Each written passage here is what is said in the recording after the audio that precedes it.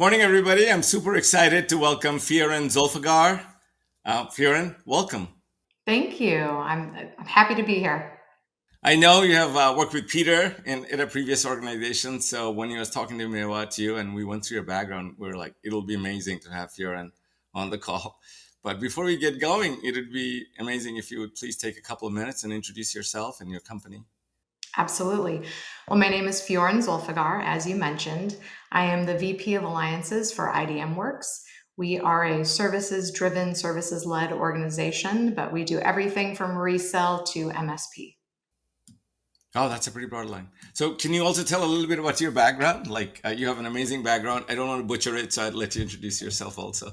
Sure, absolutely. So I actually started in tech about 10 and a half, almost 11 years ago. So this is a second career for me. And interestingly enough, I started in journalism. I went to the University of Minnesota for journalism and I did a variety of things. My last gig or stint in journalism was a content editor, content director for a publishing house. And then I needed to make a switch, and I actually lived in California at the time. And quite frankly, it was money that drew me into technology. And that was by way or through marketing, getting into technology. And it was my younger brother who made a few introductions for me, and I came over to the flip side. And like I said, this is my second career. I've been doing it for over 10 years, and I've made my way quickly through the ranks, and it's been a great ride. That's pretty amazing. So, as a journalist, were you covering tech space or any other specific space segments? I actually wasn't. I was covering alternative healthcare, alternative lifestyle, that sort of thing in the magazine world. Now, prior to that, when I was doing radio, TV, and newspaper, it was general news. My initial goal was to become a reporter and then end up behind a desk for the 10 o'clock news at some point, and my life took me elsewhere. So that very different from technology. And actually, I still am often using pen and paper, and I like to hold a book in my hand, and I like to unplug from all devices as often and frequently as I can. And most people would tell you I'm the least likely person to dive into technology or utilize technology in all areas of my life. I do try to keep it very separate. So it's kind of ironic for me to end up in this industry. However, I think that my background, my skill set lent itself very well into marketing as well as then eventually into partner sales and management. But I think that all communication and writing and things of that nature, they're kind of becoming a lost art, and so it has helped me tremendously in this space. That's amazing. I have done roughly about 70 of these podcasts this year, really trying to get a sense of what's going on. And I read on LinkedIn, there's a lot of people put like 7 things how to become a leader and what a leader is. And my biggest takeaway over the last 70 that I've done talking to leaders like you, they come from all background and all shapes. I had priests who are channel partner officer. I have had servicemen and women. I have had athletes. I had musicians. So I'd love to kind of explore this dimension a little bit. Is that what? Why did you want to be a journalist? I First of all, I'm a writer, first and foremost. So I think from a very young age, I looked at the world differently. I looked at the opportunity of everything in front of me and where the truth laid. Where could I find the truth of everything? I wanted answers from my parents. I wanted answers from my teachers. I wanted answers from the natural surroundings. And so it lent itself very well to going into a field like journalism. I also have done a lot of artistic, creative ventures on the side, including stage work, so directing and acting. I've done some modeling. I've done singing, so I've been on stage in front of 1,000 people, actually in your neck of the woods at one of the theaters there. And so combining my writing and my built-in sense of wanting to understand things and wanting to be understood and wanting to be able to portray that, and combining it with the theatrical and creative side of my life, journalism was a perfect fit.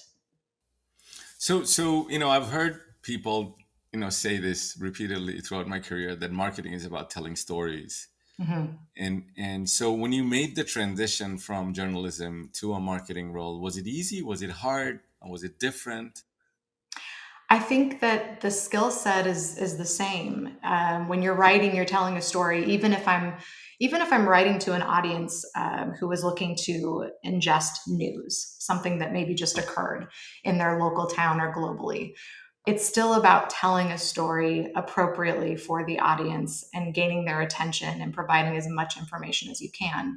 And really, again, making it relatable and digestible so that they walk away with the information you're trying to convey. And so, if you're looking at it from a marketing perspective, it's very similar. We don't want to overwhelm, we want to provide the right information, and we want them to walk away with that in mind. And so, doing it in a creative way so that it sticks. And I think that everyone, every day, the first time we get out of bed and we walk into this world, regardless of where that might be, we are all telling a story. We are all selling something, whether it's ourselves, whether it's getting into a class or higher education, whether it's getting a job or whatever the case might be.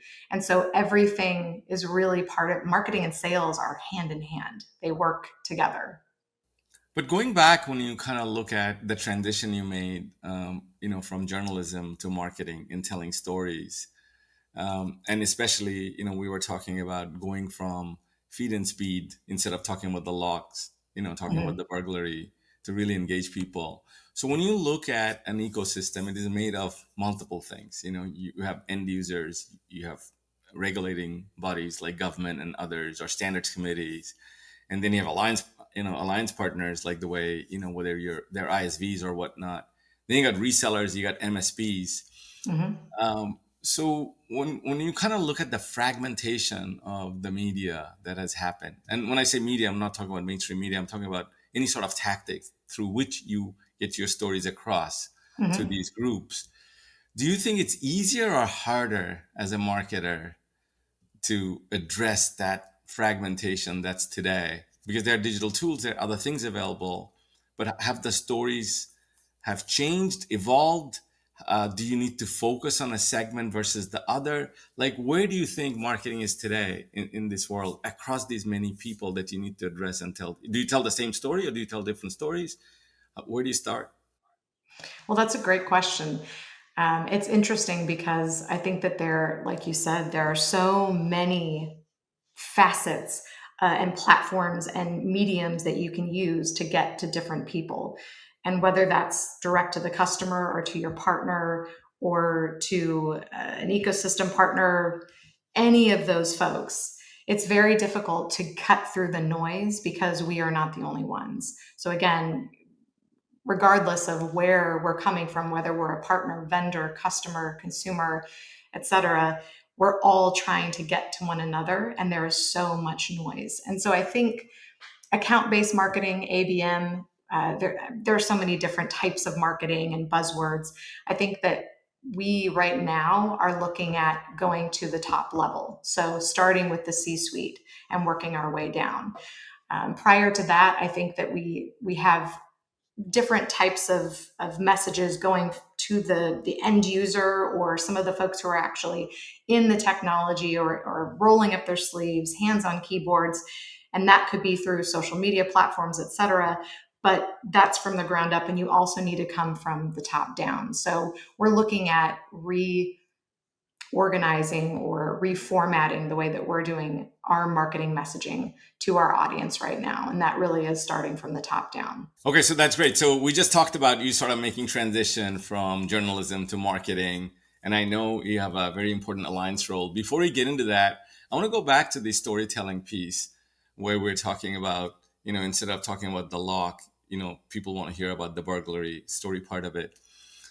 Let's just build on that a little bit. The space that you're in identity management space, or you have been in, and then you're working with multiple vendors there.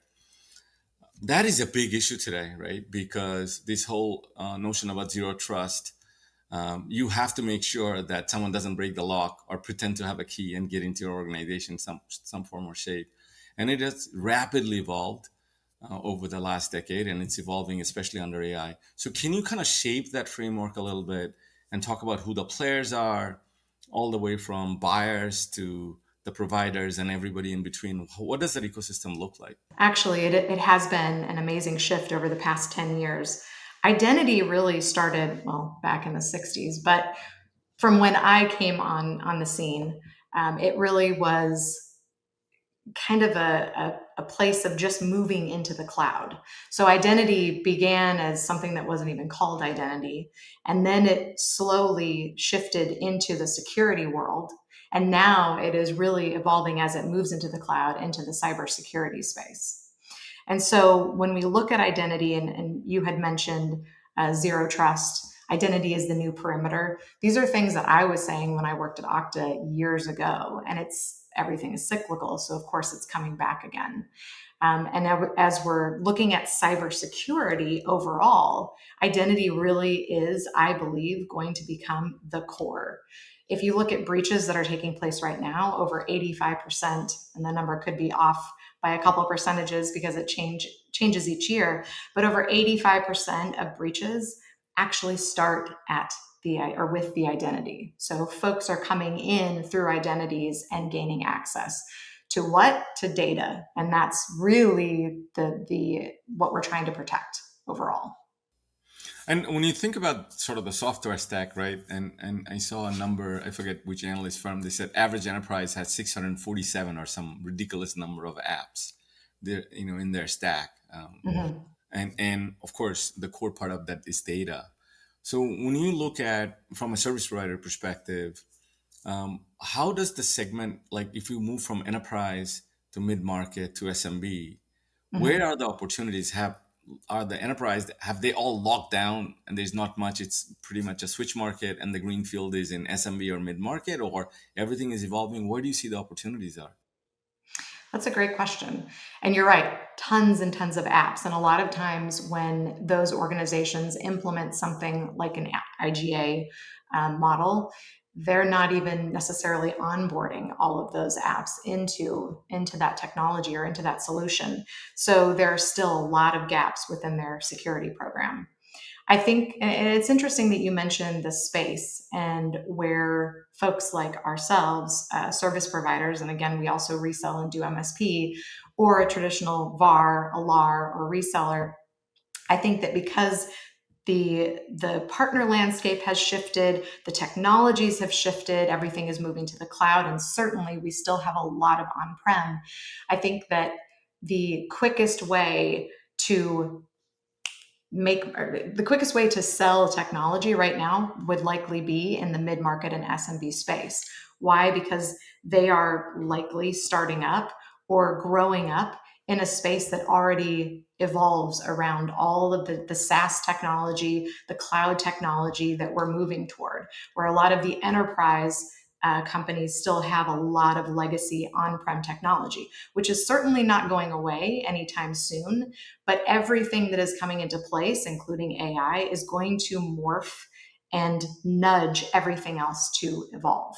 So when you take the word identity management, right, and maybe I'll have you double click, triple click on that. In the old days, it was just sort of password and access management, right? So where is it now? Like, what are the pieces of it? Does it vary by segments, enterprise versus mid market versus SMB? So, identity management, I would say that we're using the term a little bit differently when we have an identity management program, which is truly our team of engineers going in and managing from an MSP perspective.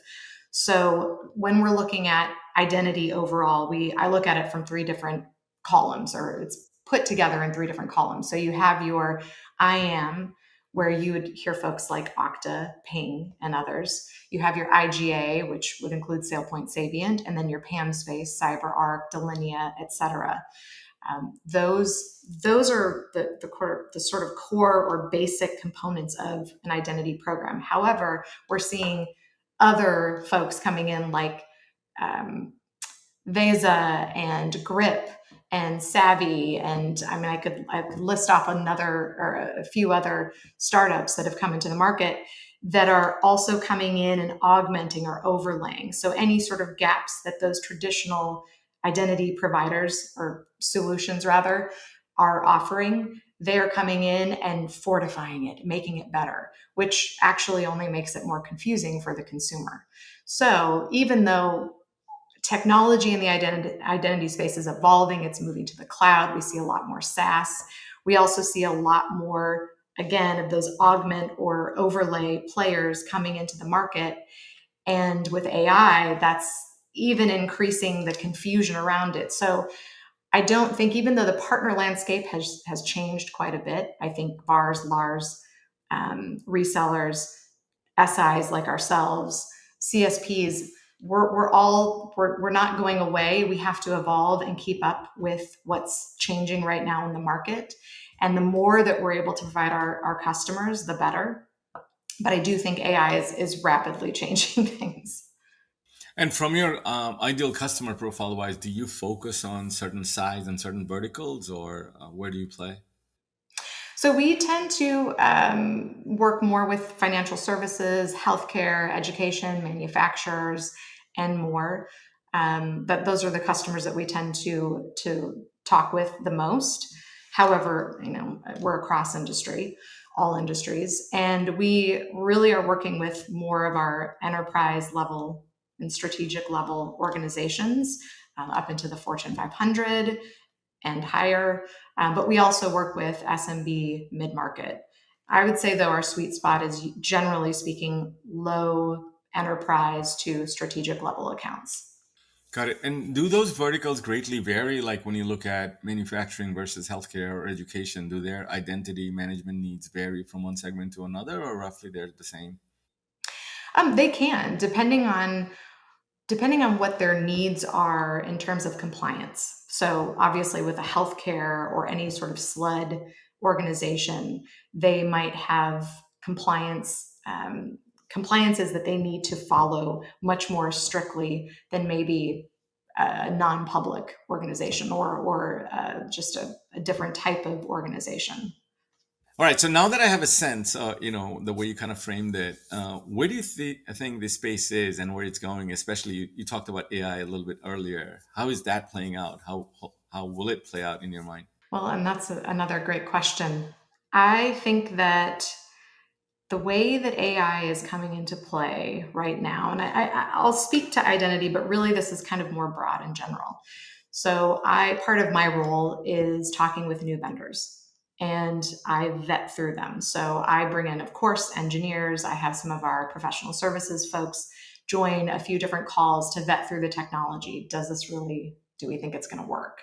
Do we think it's good? Does it fit in our overall line card? Will it fill gaps where we might see some market downtrends? Will it potentially rip and replace? All of those kinds of things. And then I'm looking at it from a business perspective as well. Will this ultimately increase sales? Can I market this well? All of the things involved. And I think what has been interesting is every vendor, whether they're new or our existing vendors who are our top partners, they are all rapidly trying to add marketing collateral, marketing messaging, marketing information around AI. We are adding AI in some form or fashion. Now, what this looks like is some sort of functionality within something that they already do. And it's not necessarily, we are AI across the board. It is, we have AI for this piece, which will then give us information that might help us with this solution, this SKU that we might provide. So that's interesting. I think that they're going to continue to do that. These vendors who are already in existence and have already made a big splash, i.e. Okta, SailPoint, Savient, et cetera. I think that the newer vendors who are coming, the startups that I've spoken with, there's actually one that I have in mind where their entire existence truly is based on AI. So everything that they are doing is AI generated. So that was probably one of the first vendors I have actually spoken with where their entire solution exists on an AI platform. And I think we're going to see more. And what I think will be even more interesting is that for now, that this particular vendor that I'm talking about will actually help us, will augment what we're doing. I think it will help other vendors. It will augment and fortify some of their solutions. But what I think is going to come next is potentially one of those solutions that will essentially just take over what some of the top tier partners that we're working with right now are doing. Or we're also going to see a lot more startups who are creating security around AI. Because if you think about it, even from the basic level, if I go in and just chat GPT something, and we continue to do this and it continues to build upon itself, it is growing and learning and can eventually say, like a lot of the sci-fi movies have portrayed, I don't want to do that. Actually, I'm going to do this because now I'm smart enough to know that I can do something different. And so, what's the security around that? And I think that we'll see more and more organizations either add that to what they're doing, or there will be specific technologies that spring up that focus their energies around securing the AI. I love this conversation. So I want to go back to a little bit, what we are chatting earlier about this lock and the burglary. So when I think about, in our house, like many people, we have moved around, but in the current Mhm. house, we have a digital lock. I have a little app, and I can go create code. But, when the cleaners come in, how long they will be here and what they can access versus an installer come in. You can create all of those things, right? And they connect to cameras, so we roughly know, things are being recorded and stuff. And so when I think about that as an experience from an access management, identity management wise, right? Because there's an identity, somebody's accessing something, some resources in Mhm. the house. So when you look at these startups, because trust is a big issue, that lock is the first thing I need to make sure is not going to fail and not somebody else go in and hack, right? So do you think the startups that are coming in, they can access the core? Like if I use a similar analogy, like a burger and a fries and a Coke, are they Mhm. starting as a fries and a Coke level because people are not going to buy the burger from them? Or where do you see the startups space happening around this segment? Oh, that's interesting. I think that they potentially are starting with, how can I look at what's currently in the identity space? So we'll use that as the framework. How can I go in and augment or overlay what's currently in place?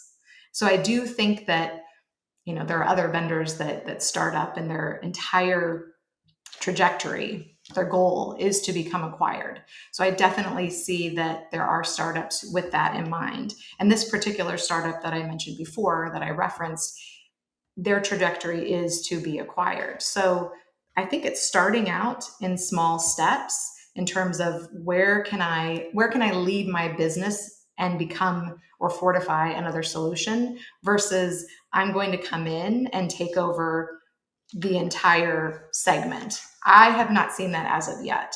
And I think that that would take a while, although maybe not. Technology moves rapidly. There's probably something starting up right now as we're speaking that will do just that. But I think that it's starting off kind of with smaller bites, if you will, to use the food analogy. Yeah, because you have such a unique vantage point because this is such a trust-based Mhm. purchase that for anyone that's starting up, they need to go through a provider like you. So when the buyer on the other side, looks at the solution, they said, "Hey, who is recommending?" So partnership plays a huge role. So that's why I was wondering, because when I look at our identity management and access stack, they're not just the core access management. There's logging, there's incident management, there's Mhm. compliance report. There's a whole bunch of other suites of features that are needed. So and if they're doing some sort of AI based incidents reporting, that's a plugin. If it fails, it fails, but the access is not compromised. So that's why I was kind of asking where you see the traction. But let's move into the alliance framework. Like someone like you, at your critical role, because the solution stack is changing. How do you Mhm. select? Like, who do you play with?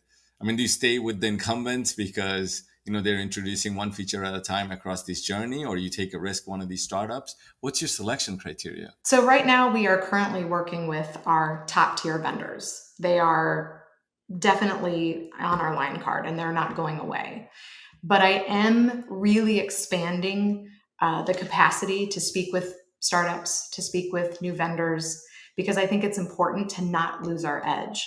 I think that a lot of companies, they'll stick with a particular vendor, and you'll see it even within their regions, within their sales organizations. They'll continue to sell one vendor over another based on relationships over the years, the customers, et cetera. But what happens is, if you've been around for a very long time, you have the potential to become stagnant. And if you're not keeping up with what's going on in the market around you, like AI or other demands, then you're going to lose steam. You're going to kind of get caught in the dust, and you're not going to really be able to innovate. So my idea coming into this role was to make sure that, yes, we maintain our current line of vendors. However, I've really looked at over the past year, 2 years, 3 years, what has the market trend been for us in terms of what are we selling, what's sticking, where are we losing ground. So I looked at the trends, and I want to make sure that as I either see a decrease, I can help increase the sales with that particular vendor, or I can find other startups to come in and either fortify, augment, overlay, or potentially rip and replace. I think where it gets a little tricky is when you're looking at building a relationship, and partners like ourselves, where we vendors come to us because they know that customers will trust us, and they also know that we've had long-standing relationships. So for us to go back in and tell a customer, well, you know what, we told you to use this technology and you've been using it for a while now, but actually we're going to have you look at this technology, or customer, we said this 3 years ago or 2 years ago, but now we're seeing a trend here. That can make things a little bit tricky with the customer, the trust, zero trust, everything around that. So I think it's a fine line to walk, but I also firmly believe that if you don't keep your eye on the ball, if you don't keep your senses aware of everything that's going on around you, you will also become stagnant and not be able to become or to be innovative. And to me, that's part of why our customers also trust us. It's not just because we have these relationships, it's also because we know where the market is headed and what is in their best interest. So I want to go back to these sort of, telling stories again, where we started from. So when you think about this massive change that's happening, there's a lot of noise out there. Some are adding, one little feature in their existing product suite, and others are building their entire future based on a cluster of capabilities. So when they are trying to reach out to you, because partners get bombarded every day, hey, Mhm. sell my stuff, I'm better, etc. If you had like few advices for these people, how to tell stories so that they can grab your attention before even they get into the consideration cycle. If you think back over the last 12 months or so, has anything kind of caught your attention? They said, oh, they did a pretty good job. They grabbed my attention. Absolutely. Well, I would say the first thing is read up on your audience. Know who you are trying to have a conversation with. So, if, for instance, a new vendor or a startup reached out to me, I would want them to already know who I am. What does IDMWORKS do? What are we known for? Where are our sweet spots? And a lot of that now you can find out, right? Via the internet, via various forms of just reaching out to other folks you've worked with, and just do your research, get that information, and know our organization. And then that also will give you an idea of what matters most to me. So if you know my organization and you know what matters most to me, I need services. We're a services driven organization. My goal, my seller's goal, is yes, to resell, but where they're going to make the most of their money, the most bang for their buck, is going to be on implementing services, advisory services, and also MSP. And so look at that story, understand it, and then take the content you have for your solution and how you're planning on marketing it and tailor it to what matters to me. And then from there, we can actually have a pretty good conversation. Now, obviously, all of the other things are, you don't want to come in hot and heavy with the technology. There needs to be a story because, again, I'm looking at creating outcomes. We curate outcomes, business outcomes for our customers. It's not just about selling one, two, three different solutions. It's about an overall business outcome. So, again, just to kind of recap, I would say do your research, know who I am, tell me what matters most, and then talk about the business outcomes you'll be able to provide.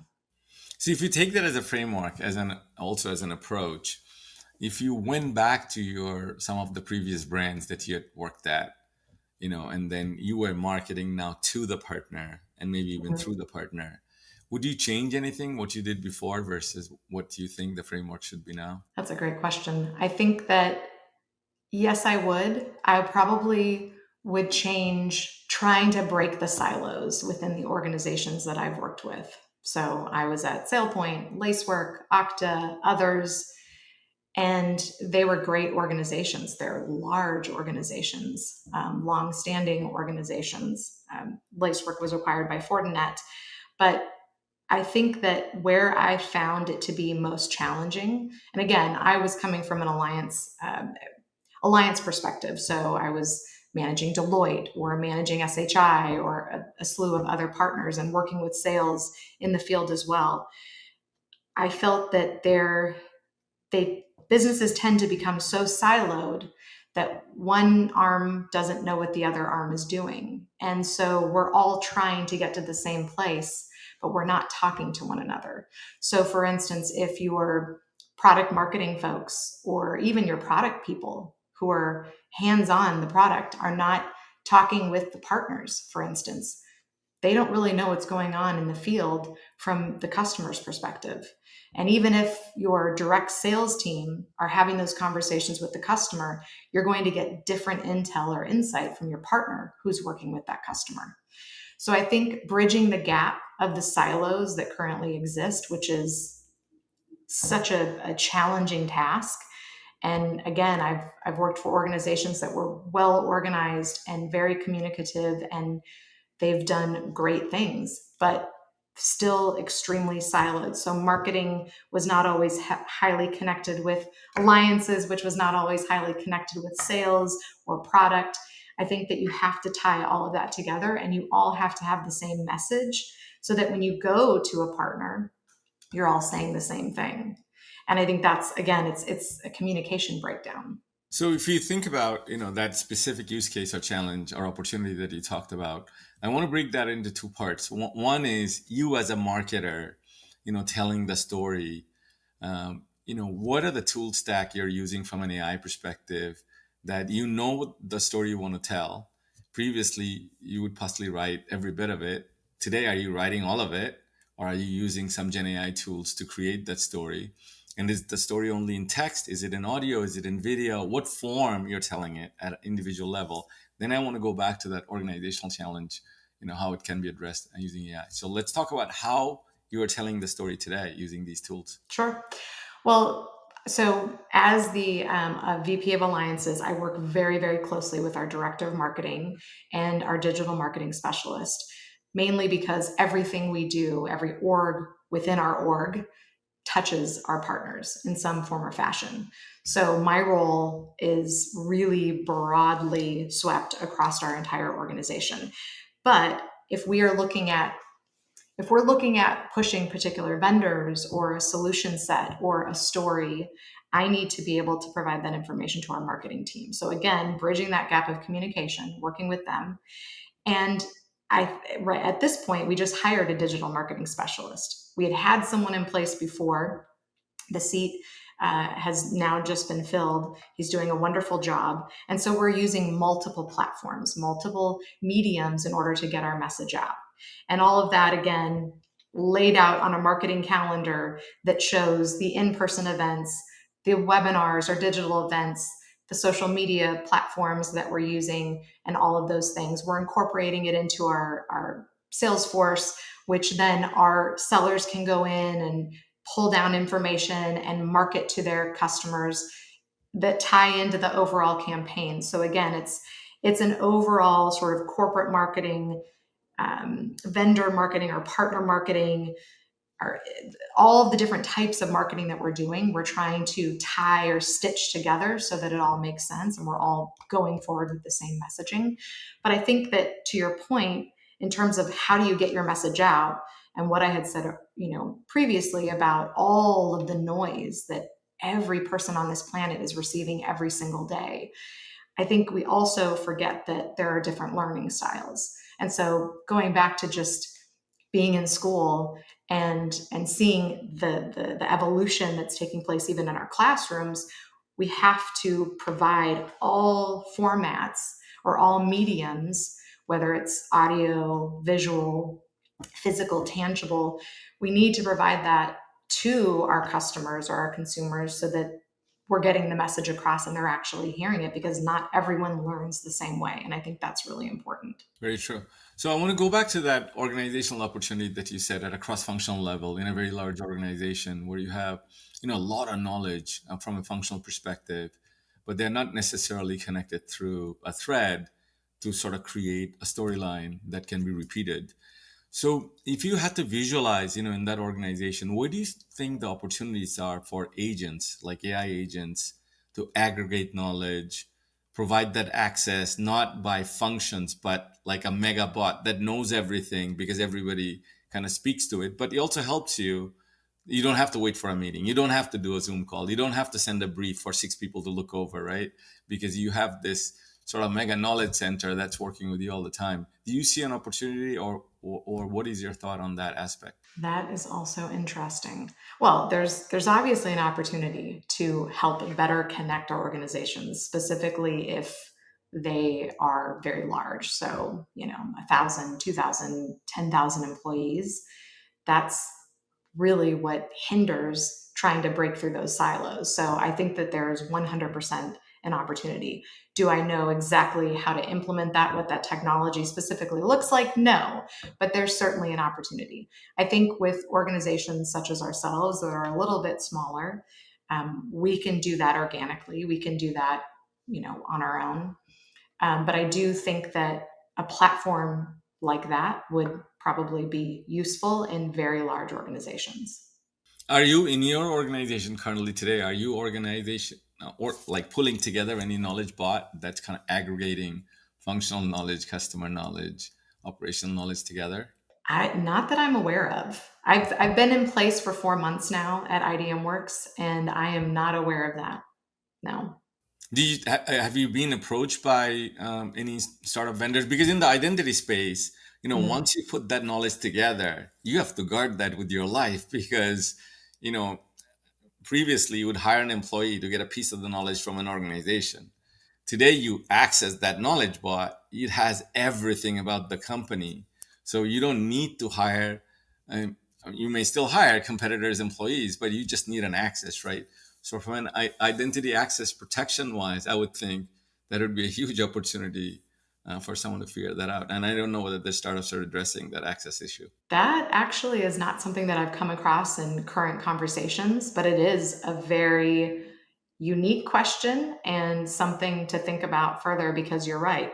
That is, if you're aggregating all of that data, the intel, the IP, they're jewels, right? They're keys to the castle, just like any other data that you might have in your environment. So I agree. And you need like 50 different layers of locks to make sure Right. no one else that is not supposed to access that is accessing it. So Farron, I want to go back a little bit to you again. We started with you and talk about, you made this, three sort of incredible pivot. One is from marketing to a brand, and then again the brand to sort of to a provider.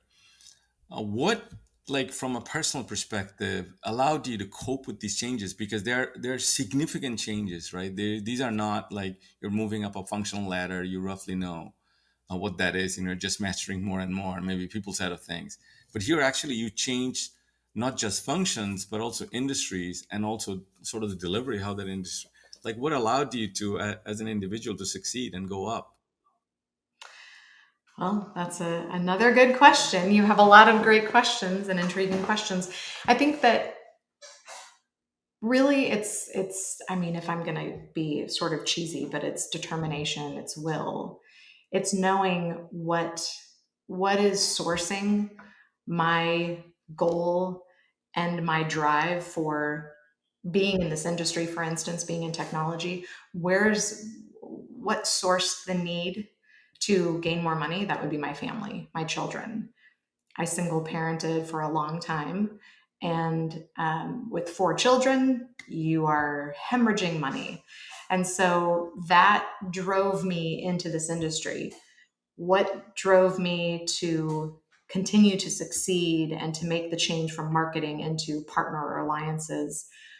I, at a very young age, have always been motivated to excel and to continue to excel and find more, and not only give to those around me, but to fortify myself and to continue to educate myself and learn more. And I think that everything that we do in life, no matter what industry you're talking about, is very transferable. It's very relatable.